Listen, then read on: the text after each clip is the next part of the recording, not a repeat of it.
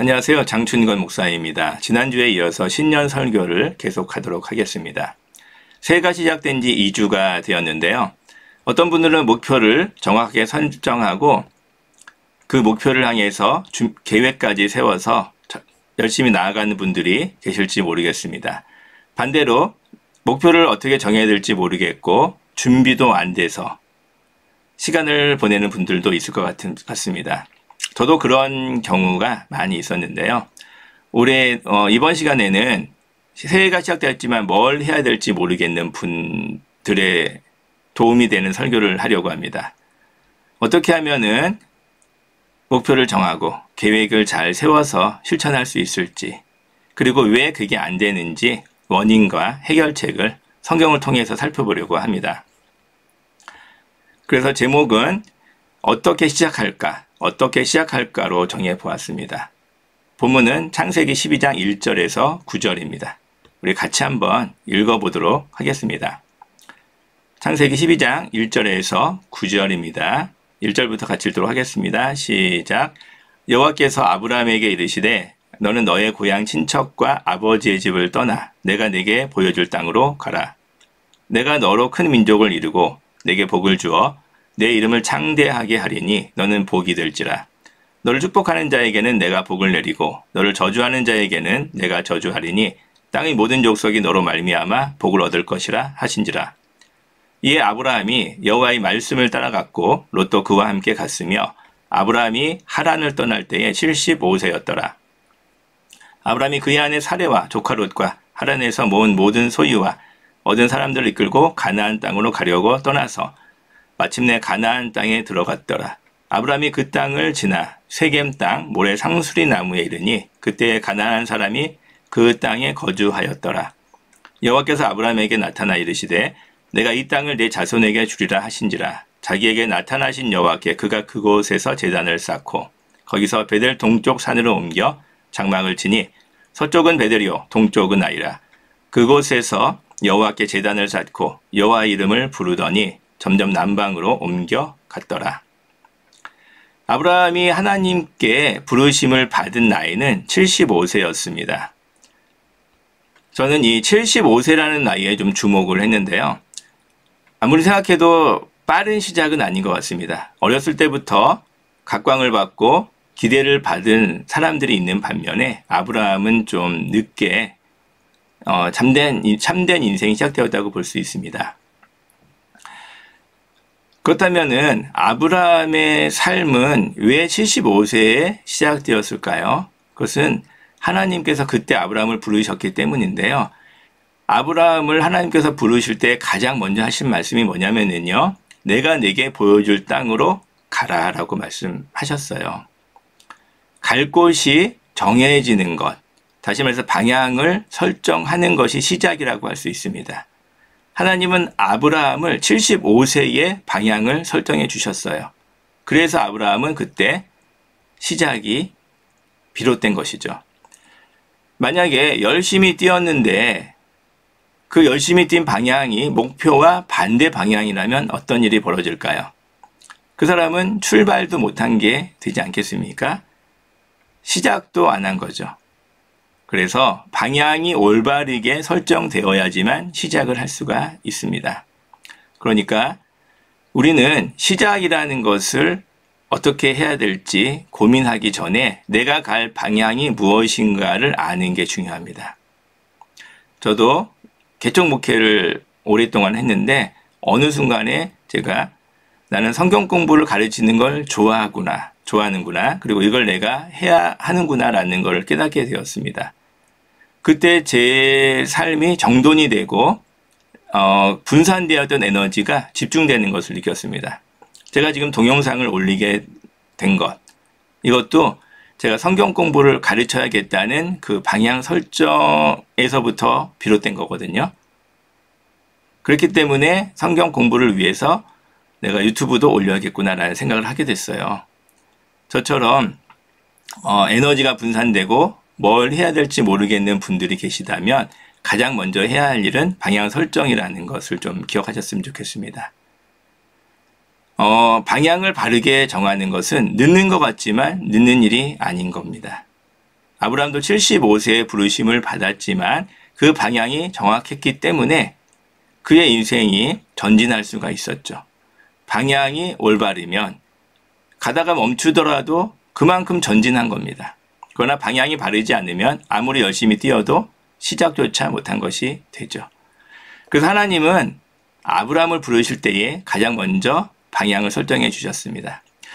여러분, 올 한 해 서두르지 마시고 내가 가야 할 방향이 어디인지 좀 생각해 보셨으면 좋겠습니다. 내가 가야 할 길, 내가 가고 싶은 것이 어디일까? 한번 생각해 보는 시간을 올 한 해 가지시면 어떨까요? 만약에 우리가 시작조차 못하고 있다면, 뭘 어떻게 해야 할지, 어디서부터 시작해야 될지 모른다면 그것은 방향이 정해지지 않았기 때문이 아닌지 한번 생각해 보시기를 바랍니다. 그런데 하나님께서 아브라함에게 특별히 방향을 알려주신 이유가 무엇일까요?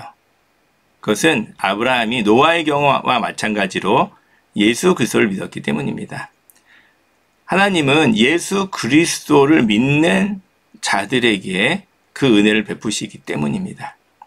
그 근거로 아브라함이 제단을 쌓았다는 것을 볼 수가 있습니다. 7절 한번 읽어보겠습니다. 여호와께서 아브라함에게 나타나 이르시되 내가 이 땅을 내 자손에게 주리라 하신지라. 자기에게 나타나신 여호와께 그가 그곳에서 제단을 쌓고. 제단은 번제를 드리는 곳을 말하는 것인데요. 이 번제는 노아를 설교할 때 말씀드린 것과 같이 구원자를 통한 대속을 믿는다는 믿음의 고백입니다. 그래서 아브라함이 예수 그리스도라는 이름을 알지는 못했을지 모릅니다. 그러나 실체로서의 예수님을 알았죠. 하나님이 보내실 구원자가 이 땅에 오셔서 대속이라는 방법으로 인류를 구원할 것이다 라는 이 복음의 진리를 아브라함은 분명히 알았습니다. 노아의 믿음이 아브라함에게까지 전달되는 것입니다. 그래서 믿음은 이어달리기와 같은데요. 이어달리기에서 주자들이 바통을 후발 주자에게 넘겨주고 달리잖아요. 그러면 그 바통을 이어받은 주자가 바통을 가지고 뛰다가 다음 주자에게 전달해 줍니다. 마찬가지로 믿음이라는 것도 믿음의 선조가 믿음의 후배에게 전달해 주는 것입니다.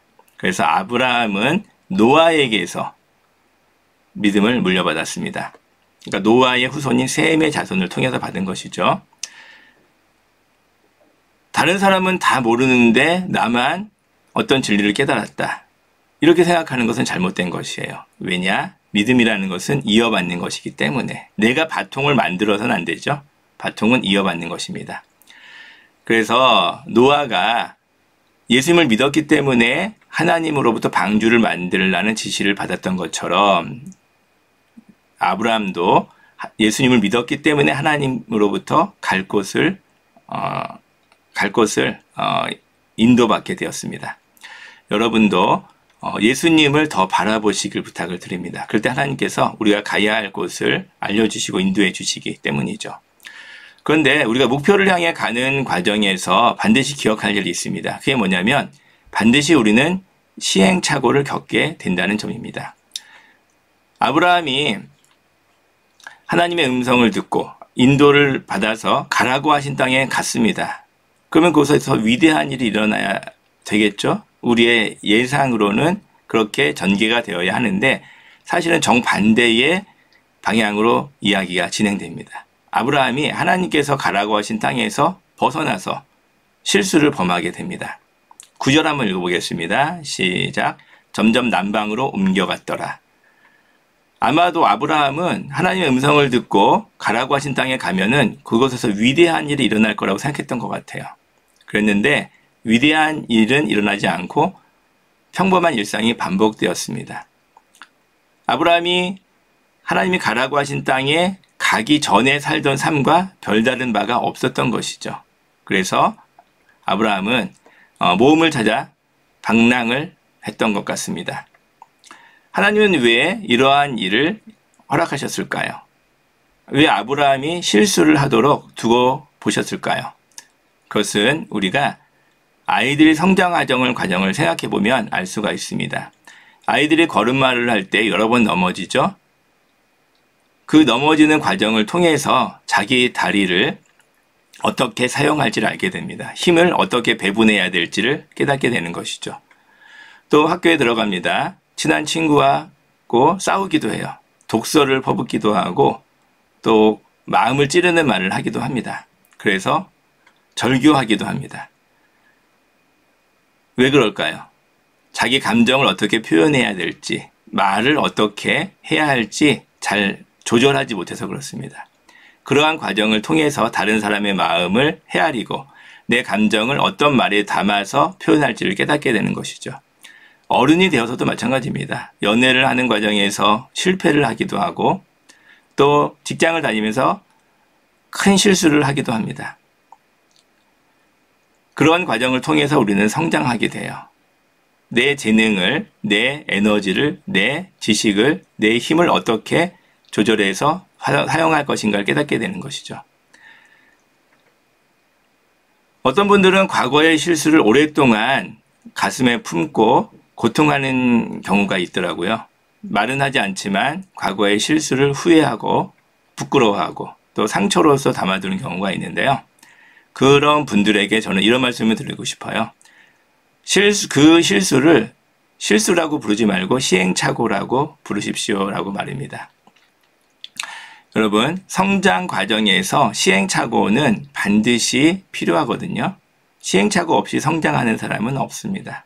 그래서 우리는 실수라는 단어를 사용하는 대신에 시행착오라는 단어를 사용해야 됩니다. 하나님께서는 아브라함에게 시행착오를 허락하셨어요. 그 시행착오를 통해서만 성장할 수 있기 때문이죠. 아브라함이 실수하지 않았다면, 즉 시행착오의 과정을 거치지 않았다면 아브라함은 바리새인에서 벗어날 수 없었을 거예요. 바리새인들은 실수를 안 했거나 혹은 실수했지만 그 실수를 시행착오로서 인정하지 않는 사람이거든요. 어떻게 사람이 저럴 수가 있어? 저렇게 어이없는 실수를 왜 하지? 이렇게 말하는 사람들은요, 자기가 실수해보지 않았거나 혹은 실수했지만 그 실수를 인정하지 않는 사람일 가능성이 큽니다. 어이없는 실수, 부끄러운 일, 또 실패를 경험한 사람들은 이렇게 말합니다. 그럴 수도 있지. 그러면서 이해하고 배려하는 마음이 커지죠. 포용 능력이 생겨요. 즉, 성장한 것이죠. 실수하지 않는 것을 자랑하지 마십시오. 실수하지 않은 것은 다른 말로 성장하지 않았다는 말과 같은 것이기 때문입니다.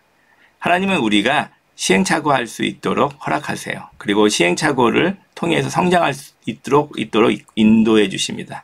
여러분, 방향을 올바르게 설정했을지라도 시행착오의 과정은 생략할 수 없어요. 그 시행착오를 시행착오로서 성장을 위한 진통, 필연적인 과정으로 이해하시길 부탁을 드립니다. 결론을 말씀드리겠습니다. 서두에 제가 새해가 되었지만 뭘 해야 될지 모르겠는 분들을 위해서 말씀을 살펴보겠다고 했습니다. 어떻게 시작할까? 그 시작을 모르는 분들을 위해서 말씀을 드린다고 했는데요. 먼저 방향을 설정하시길 부탁을 드렸습니다. 그런데 하나님은 우리가 하기 싫은 걸 억지로 시키는 분이 아니거든요. 우리에게 먼저 소원을 주고 행하십니다. 그래서 내가 하고 싶은 일이 무엇인지 그것을 생각해 보면 하나님이 우리가 어떤 일을 하기 원하시는지를 알 수가 있어요. 하나님은 우리가 하기 싫은 일을 억지로 시키는 분이 아니라 하고 싶은 일을 더 후원해 주는 분이십니다. 그런데 하나님의 인도를 받기 위해서는 예수님에 집중해야 돼요. 예수님을 통해서만 우리는 하나님과 교제할 수 있고 예수님을 통해서만 하나님의 인도를 받을 수 있기 때문입니다. 그리고 그 방향을 향해 나아가는 과정에서 실수를 두려워하지 마시길 바랍니다.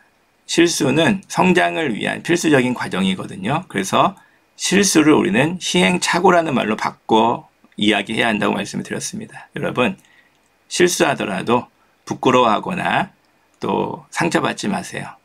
시행착오일 뿐입니다. 그것을 통해서 우리가 성장할 수 있습니다. 올 한 해 아브라함의 말씀을 묵상하면서 여러분 가야 할 방향을 정하고 시행착오를 통해서 성장하는 여러분이 되시기를 주님의 이름으로 축원드립니다. 광고 말씀 하나 드리겠습니다. 여러분, 광고 말씀은 제가 설교뿐만이 아니라 성경 공부도 좀 영상을 올리려고 합니다. 그리고 성경 공부는 바빠 성경 가이드라고 이름을 붙였습니다. 의미는 바르고 빠르고 쉽게 성경을 가르쳐 드린다라는 의미인데, 쉽게는 빼고 바르게 빠르게 해서 바빠라고 정해봤습니다. 예, 제가 20kg 빼면은 저 캐리커처에 나온 모습이 될 것 같은데요. 올 한해는 저도 좀 살을 빼려고 노력하려고 하고요. 또 바르고 빠르게 여러분에게 성경을 가르쳐 드리도록 노력하겠습니다. 많이 성원해 주세요. 감사합니다.